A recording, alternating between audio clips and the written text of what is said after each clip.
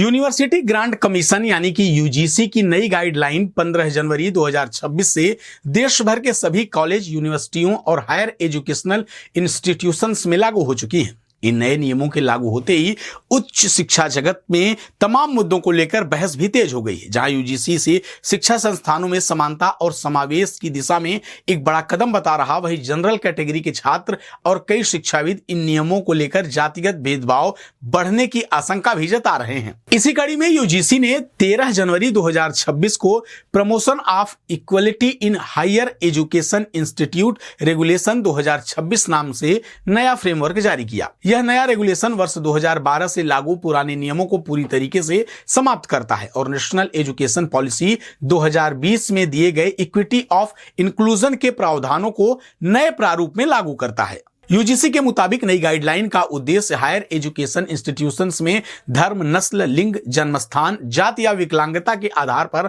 होने वाली किसी भी प्रकार के भेदभाव को खत्म करना है। खासतौर पर अनुसूचित जाति, अनुसूचित जनजाति, अन्य पिछड़ा वर्ग, आर्थिक रूप से कमजोर वर्ग और दिव्यांग व्यक्तियों के साथ समान व्यवहार सुनिश्चित करना इसका मुख्य लक्ष्य है। यूजीसी का दावा है कि इन नियमों में कैंपस में सभी स्टेक होल्डर्स के बीच समानता और समावेशन को बढ़ावा मिलेगा।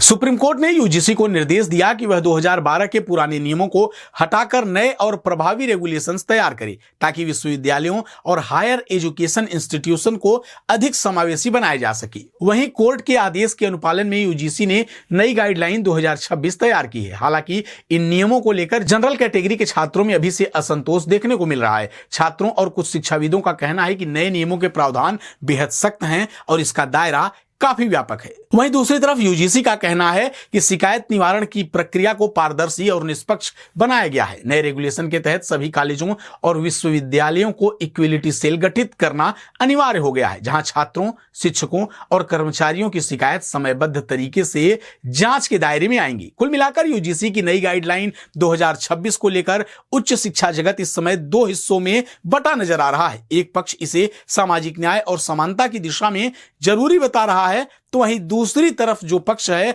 वो इसके दुरुपयोग की आशंका जता रहा है।